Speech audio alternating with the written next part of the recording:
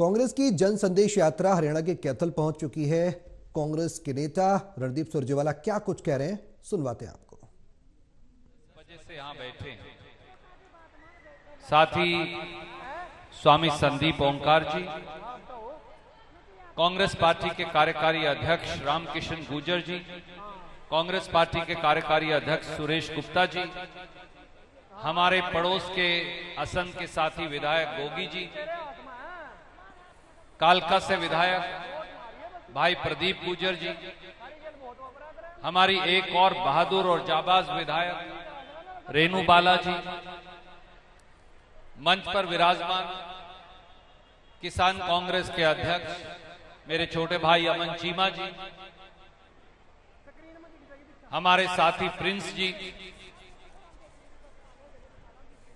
पूरे प्रदेश से आए पूर्व मंत्रीगण, विधायकगण, कांग्रेस पार्टी के अग्रज नेतागण, मेरे सामने बैठी मेरी माताएं, बहनें, बुजुर्गों, नौजवान साथियों और भाइयों, सबसे पहले तो आपका प्यार, आपका स्नेह और आपका आशीर्वाद जो भाई स्वामी संदीप ओंकार के लिए उमड़ पड़ा है, मैं आपके इस प्यार, इस जज्बे को नमस्कार करता हूं, सत श्री अकाल बुलाता हूं और पेवा की पवित्र इस मिट्टी को भी नमन करता हूं। मेरी रगों में भी आपका खून दौड़ता है।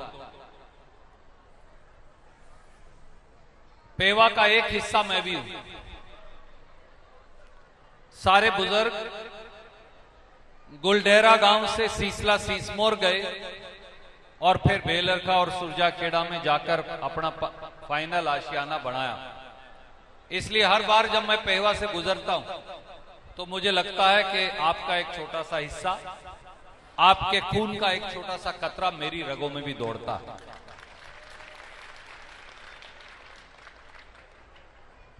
और बुजुर्गों, साथियों, दोस्तों, पेवा की धरती तो वो है, इसके बगैर तो किसी का कल्याण हो ही नहीं सकता। आखिर में तो सबको पेवा ही आना पड़ता है। कोई ऐसा व्यक्ति हिंदुस्तान में है जिसका इस पवित्र पावन भूमि कुरुक्षेत्र की इस तपोभूमि पूरी दुनिया के लोग जब बेचैन हो जाएं, जब बुजुर्गों के लिए शांति चाहिए, जब परिवार के लिए शांति चाहिए, तो किस पवित्र स्थली में जाना पड़ता है? वो पेवा। तो हिंदुस्तान का कोई व्यक्ति जिसके पेवा मन में नहीं, उसका कल्याण नहीं हो सकता। पेवा मन में जब पेवा की जोत जलाएंगे तो कल्याण हो सकता। ये वो पवित्र धरती है कुरुक्षेत्र की, इसलिए इस धरती को भी मैं नमन करता हूं। मेरे बुजुर्गों, साथियों, दोस्तों, शैलजा जी, मैं, किरण चौधरी जी और हम सब लोग न्याय की एक हुंकार, न्याय की एक जंग लड़ रहे हैं माननीय राहुल गांधी जी और मल्लिकार्जुन खड़गे जी के नेतृत्व में। राहुल गांधी जी चले कन्याकुमारी से कश्मीर तक, मेरी माताओं, 3500 किलोमीटर। अपना तो प्रांत भी उतना बड़ा नहीं है, अगर चक्कर मारो एक तरफ से दूसरी तरफ तो 500-600 किलोमीटर में सारा हरियाणा पार हो जाता है। 3500 किलोमीटर कन्याकुमारी से कश्मीर तक, धूप में, बारिश में, आंधी में, तूफान में, सर्दी में, गर्मी में, और एक बार फिर 6500 किलोमीटर की यात्रा कर रहे हैं इंफाल, मणिपुर से महाराष्ट्र तक। कहीं बारिश आती, कहीं धूप है, कहीं सूखा है, कहीं पानी ज्यादा है, परंतु चले जा रहे हैं। और ये चले क्यों जा रहे हैं? क्योंकि कांग्रेस पार्टी आज, भारतीय राष्ट्रीय कांग्रेस आज, जिस पार्टी ने इस देश को आजादी दिलवाई, न्याय की लड़ाई आपके लिए लड़ रही है। और कांग्रेस संदेश यात्रा जो आदरणीय शैलजा जी, मैं और हम सब कर रहे हैं, ये उसी का हिस्सा है, न्याय की लड़ाई का। कुरुक्षेत्र की तपोभूमि के बाशिंदों, न्याय की लड़ाई से पेवा और कुरुक्षेत्र से ज्यादा वाकिफ कौन हो सकता है? क्योंकि इस दुनिया की सबसे बड़ी गाथा, कर्म की गाथा, वचन की गाथा, धर्म की गाथा, आध्यात्म की गाथा, उसकी वो तो यहीं रची गई थी। महाभारत की इस भूमि में एक बात जान लीजिए, एक तरफ उस लड़ाई में भी कौरव थे, सैकड़ों की संख्या में, कहते हैं 100 से ज्यादा कौरवों की संख्या थी, लाखों की उनके पास फौज थी, बड़े हथियार थे मां जी, गोले थे, तोप थी, हथियार थे, घोड़े थे, तलवारें थी। और दूसरी तरफ क्या था? दूसरी तरफ 5 पांडव थे, जो इस हाथ पर आ जाते हैं, जिससे हाथ का निशान भी बनता है, 5 पांडव। और उनके साथ कौन थे? भगवान श्री कृष्ण। पर 5 पांडव और भगवान श्री कृष्ण न्याय की, धर्म की, नीति की लड़ाई लड़ रहे थे। न्याय और नीति और धर्म पांडवों के साथ था, बाहुबल, संख्या बल, फौज, लाखों की संख्या में लोग कौरवों के साथ थे। आखिर में जीता कौन? मैं आपसे पूछता हूं, पेवा के मेरे बड़े बुजुर्गों, माताओं, बहनों, आखिर में पांडव जीते, जैसा मेरा भाई ने कहा, इसलिए कि वो न्याय और धर्म और नीति के साथ थे। आज फिर संदीप ओंकार सरीखे नौजवानों के साथ हम एक बार फिर न्याय की, नीति की और धर्म की लड़ाई शैलजा जी, मैं और हम सारे साथी लड़ रहे हैं।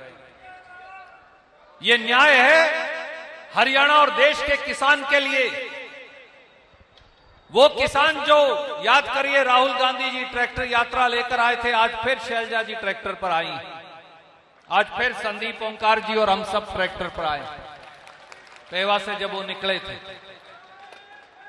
ये लड़ाई और न्याय की हुंकार है उस किसान के लिए जो पेट और पीठ एक करके इस देश के लिए सोना पैदा करता है, इस देश का पेट पालता है। परंतु नरेंद्र मोदी की सरकार उसे दुत्कारती है। नरेंद्र मोदी की सरकार खेती पर टैक्स लगाती है। भारतीय जनता पार्टी की सरकार आपको फसल की कीमत नहीं देती। भारतीय जनता पार्टी की सरकार 700, 800, 900 किसानों को दिल्ली की दहलीज पर शहीद होने देती है, पर उन्हें मिलने की फुर्सत नहीं। ये न्याय की लड़ाई है। ये न्याय की लड़ाई है उन हजारों नौजवानों, लड़के और लड़कियों के लिए जो हमारे छोटे भाई बहन हैं, बेटा बेटी हैं। इन सब के अंदर गुण है, इनमें काबिलियत है, इनमें शिक्षा है, इनमें लगन है, पर रोटी और रोजगार नहीं। वो बेरोजगारी जिसकी संदीप ओंकार बात कर रहे थे, रोटी और रोजगार आज नहीं। मनोहर लाल खट्टर और दुष्यंत चौटाला जी की भाजपा जजपा सरकार 47 पेपर बेच डालती है। पटवारी का पेपर बेचते, चपड़ासी का पेपर बेचते, एक्साइज इंस्पेक्टर का पेपर बिका, एग्रीकल्चर इंस्पेक्टर का पेपर बिका, एचसीएस का पेपर बिका, जज का पेपर बिका। चपड़ासी से लेकर मांझी जज तक के सारे पेपर बिकते हैं। क्या 10 साल में किसी को सजा मिली? क्या 10 साल में एक भी दोषी जेल गया? क्या 10 साल में अदालत ने किसी की सजा की, कैद हुई? नहीं, क्योंकि भारतीय जनता पार्टी की सरकार का, जजपा सरकार का संरक्षण उनके ऊपर है जो आपके बच्चों के भविष्य को मंडी में बेच रहे हैं। इसलिए ये न्याय की लड़ाई उन बच्चों के लिए, ये न्याय की लड़ाई उन बच्चों के लिए भी है। आपने वीडियो देखा होगा, हरियाणा में रोटी रोजगार नहीं। पेवा के, कुरुक्षेत्र के, कैथल के एक एक गांव से सैकड़ों बच्चे, हर गांव से लड़के और लड़कियां विदेश चले गए। कोई यहां रहना नहीं चाहता, इसलिए कि रोटी नहीं है। खट्टर साहब ने क्या किया? अगर कहीं झगड़ा हो जाता है, किसी गांव में, मोहल्ले में भी झगड़ा हो रहा, तो हम अपने परिवार के आदमी को वहां से वापस बुला लेते। ना भाई, ए बेटा वापिस आ जा, ए बेबे वापिस आ जा, वहां ना जाइए, वहां मारकाट मची हुई है। सही है। परंतु खट्टर साहब क्या कर रहे हैं? इजराइल में 1 लाख लोग मर गए मेरी मां, 1 लाख लोग। खट्टर साहब हमारे बच्चों को इजराइल भेज रहे हैं मरने के लिए। मैंने बच्चों का वीडियो देखा, 2 आंसू आपके आंख से भी गिरे होंगे अगर आपने देखा तो, जो पीछे तक साथी सुन रहे हैं। उस वीडियो में हमारे बच्चे कह रहे हैं 20,000 की नौकरी इजराइल में मिले, गोली खा के मर जाऊं तो ठीक है, यहां भूखा तो नहीं मरना पड़ेगा। जो सरकार हमारे बच्चों को इतना मजबूर कर दे कि वो 20,000 की नौकरी के लिए अपनी जान देने को तैयार हो जाएं, ऐसी सरकार को क्या सत्ता में बने रहने का अधिकार है? इसलिए नौजवानों के लिए लड़ाई। हमारे दलित और पिछड़े वर्गों के साथी बहुत ज्यादा संख्या में आज यहां मौजूद हैं। मेरे बुजुर्गों, साथियों, बहनों, माताओं, क्या यह सही नहीं कि बाबा साहब अंबेडकर ने जो संविधान बनाया, पंडित नेहरू, सरदार पटेल, डॉक्टर राजेंद्र प्रसाद और अन्य साथियों के साथ मिलकर ये उस संविधान सम्मत आरक्षण पर आज आक्रमण कर रहे हैं, उसे खत्म करना चाहते हैं। ये खत्म हो गया ना, आपके बच्चों को कोई अधिकार नहीं रहेगा। इसलिए ये लड़ाई शैलजा जी, रणदीप और मैं, इस गरीबों की वो लड़ाई भी लड़ रहे हैं। और बात बहुत लंबे हो जाएगी, कई कार्यक्रम हैं। मैं आपको एक ही बात कहना चाहता हूं, आप सब इस नौजवान की प्यार की डोरी में बंधकर तो आ गए। मैंने और शैलजा जी ने इस नौजवान को अपनी छाती से क्यों लगाया? हमारी कोई रिश्तेदारी नहीं, हमारा कोई और नाता नहीं, क्योंकि इसके अंदर हम दोनों को और कांग्रेस पार्टी को वो किरण नजर आती है जिससे इलाके की तरक्की और प्रगति होती है। स्वामी संदीप बुजुर्गों, साथियों, जब शैलजा जी को सरसा और अम्बाड़ा से लोगों ने चुना तो इलाके की तस्वीर बदली। जब रणदीप को कैथल से चुना तो इलाके की तस्वीर बदली। एक आदमी चुन लीजिए, उसकी मदद करिए, उसके पीछे लग जाइए, इलाके की तस्वीर ऐसे ही बदलती है। इसलिए मैं केवल अपने छोटे भाई संदीप ओंकार को यह कहूंगा, शैलजा जी और मैं तो केंद्रीय चुनाव समिति का हिस्सा नहीं है, परंतु मैं आपको एक बात कहूंगा, जो आदमी मेहनत करता है और जनता जिसके साथ हो, उसका परमात्मा वाहेगुरु भी नहीं रख सकता। एक काम आपको भी करना पड़ेगा, इलाके के हर किसान के साथ खड़ा होना पड़ेगा, इलाके के हर गरीब के आंसू पहुंचने पड़ेंगे, इलाके के हर गरीब की, बहन की, माता की, भाई की, बुजुर्ग की, नौजवान की, उसके सुख दुख में खड़ा होना पड़ेगा। मुझे मालूम है आध्यात्म और सनातन के तौर पर आप ये करते आए हैं, अब राजनीति के तौर पे भी ये रास्ता पकड़ लीजिए।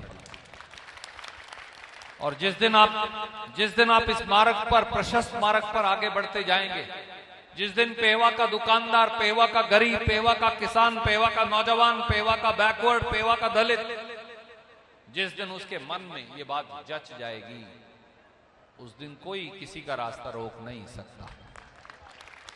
और मैं मेरे छोटे भाई को ये भी कहना चाहता हूं, शैलजा जी कहेंगी तो कभी कभी ज्यादा कहता है, कई बार रास्ता बनाना भी पड़ता है, कई बार रास्ता बनाना भी पड़ता है। हम सब साथियों ने लड़ लड़कर शैलजा जी ने, मैंने, हमें कौन रास्ता देने वाला था? हमारे रास्ते में तो खड़े कर रखे थे, पर लड़कर सेवा करके जब इलाके की मिट्टी से ये गूंज आएगी तो रास्ता अपने आप बन जाएगा। मेरे छोटे भाई, इलाके की मिट्टी से सुगंध और गूंज आनी चाहिए। तो इसलिए मैं ये कहूंगा, हमारी शुभकामनाएं, हमारा प्रेम, और मैं तो इतना बड़ा नहीं हुआ और बड़ी तो मेरी बहन भी नहीं है, परंतु हम दोनों फिर भी तुझसे उम्र में बड़े हैं, इसलिए हमारा आशीर्वाद भी वो आपके साथ है। पर मेहनत आपको स्वयं करनी है, कोई दूसरा व्यक्ति आपके लिए मेहनत नहीं कर पाएगा। मैं इसलिए इलाके के सारे साथी, आप जो आए, आपका धन्यवाद करता हूं। आपसे एक अपील करूंगा, बड़ी बहन भी हैं, पार्टी की बहुत अग्रिम नेता भी हैं, शैलजा जी की पूरी बात सुने। वो आपके सामने अभी आएंगी, मैं उन्हें अनुरोध करता हूं और आपको पता चलेगा कि कांग्रेस पार्टी और हम सब किस रास्ते और दिशा में चल रहे हैं। आदरणीय शैलजा जी, और आप सबका बहुत बहुत शुक्रिया। सबको सत श्री अकाल, जय हिंद, धन्यवाद।